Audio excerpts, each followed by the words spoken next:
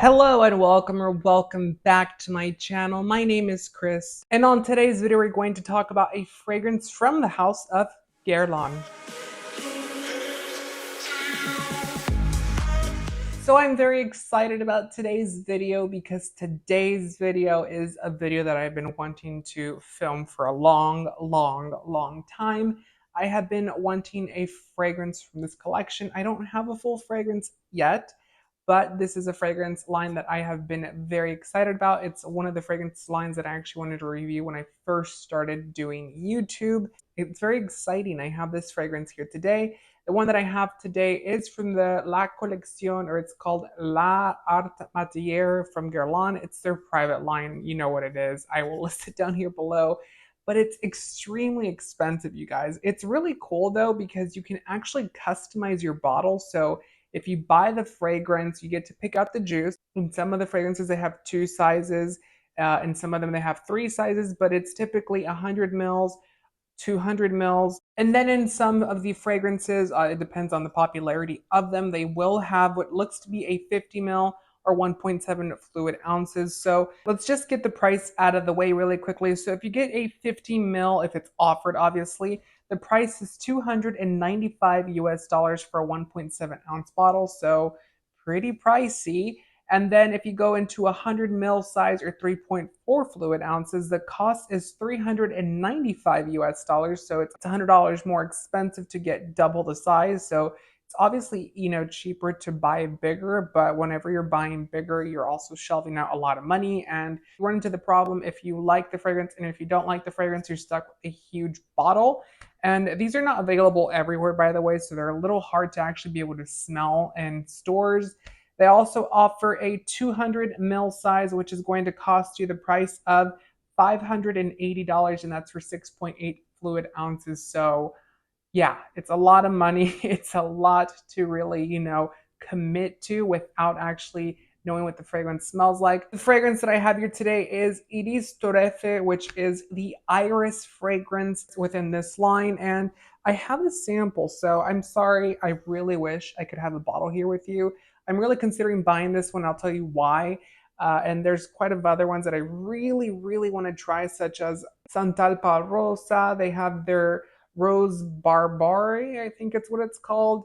They have Frenchy Lavender. There's quite a few of them that are really, intriguing fragrances overall. And this is not one that I thought that of. I'll just say that because iris typically to me can come off very boring. Somehow this fragrance manages to make the note of iris exciting, which is it's a lot because I don't get excited by iris very frequently. And yeah, so this is what the little box looks like. If you're interested, I don't know if anyone else is. I'm really not, but it is a cute little white box. It says Guerlain and it says the name of the fragrance and just a small vial. So it's not a lot to test this out, but I did get to wear it. And boy, may I say that this is yummy. I think it's delicious. I think it's very sexy. It's clean. It's soapy. It's lipsticky. It's kind of makeup and cosmetics type of smell. It's just delicious, but at the highest level. So this fragrance off the bat reminds me of a fragrance that, takes me back to when I worked for Dior. It kind of smells like Dior Homme Eau. If you're not familiar with that fragrance, it was around back in the 2015 era. And it was a goodie. I really liked that fragrance. It wasn't very popular, but it kind of had that lipsticky type of vibe. It was discontinued, obviously, but it was a good fragrance. But it reminds me of that one, but it's even better because it has more ambery touches to it. It's more powdery, it's softer, a lot more soapy, and incredibly just expensive and luxurious. This fragrance was launched in 2020, and the perfumer for this is Delphine Jug. I will list the perfumer's name down here below. The top notes for this are going to be cardamom, coffee, and bergamot. So very interesting for an iris fragrance, but I think the cardamom really takes the center stage when it comes to the top notes on here. The bergamot's nice, but it's not very visible. It's just kind of a background nose, and you kind of get that beautiful coffee element up top. Now, this isn't going to be a Black Opium by Yves Saint Laurent where coffee takes center stage. It's more of a background fresh roasted coffee type of vibe. Then in the heart notes, you're going to get iris as well as ambrette, and the ambrette in here is just chef's kiss. It's really yummy. It really creates a beautiful dynamic with the iris. I mean, it's a note combination that's kind of, you've seen it before. You probably envision both of these actual notes together, but they do it so well in this fragrance. It's just one of those things that the fragrance is expensive, but it smells expensive too. I mean, I don't even know how they do that. If you were to walk down the street and someone's wearing this fragrance, you'd know that they're wearing a very expensive fragrance. And for the base notes, we're going to get sandalwood, vanilla, and a pompanox. A pompanox. And the sandalwood's very nice in here. It's very creamy. The vanilla's also very creamy, soft and supple and sexy and sensual. The pompanox is another fragrance that's another background note. But everything together working is just amazing in this scent. I know I sound like I am getting paid by them. I wish I was, and I wish they would send me a bottle, but I'm not. Uh, but I do really like this scent. It's probably taking one of my favorite slots, which is saying quite a bit. It kind of has that Celine vibe, if you will, where it's powdery, it's irisy, it's just very sexy, but in a very Guerlain type of way. And I have had a love-hate relationship with Guerlain. I think if you have been viewing this channel for quite some time, you know that I didn't like their Orient collection, or at least a lot of them. I think that they were kind of sloppily done. And yeah, it just wasn't my cup of tea. I do like some of them. I don't hate all of them, by the way, but I just didn't really care for it. And this one itself, I was thinking, and that's part of the reason why I haven't purchased one besides the price point. Part of the reason why I did not purchase one for a review or for myself was because they're expensive, and I had a bad experience with the Aqua Allegoria collection and the Orient collection. And I thought in the back of my head, well, Aqua Allegoria and the Orient collection are pretty pricey, but they're not as pricey as this collection. And I was just like, I don't know if I want to do that. I would mark this fragrance as, like I said, if you've ever smelled Dior Homme Eau, then you know what this one smells like. It's a lipsticky, beautiful fragrance.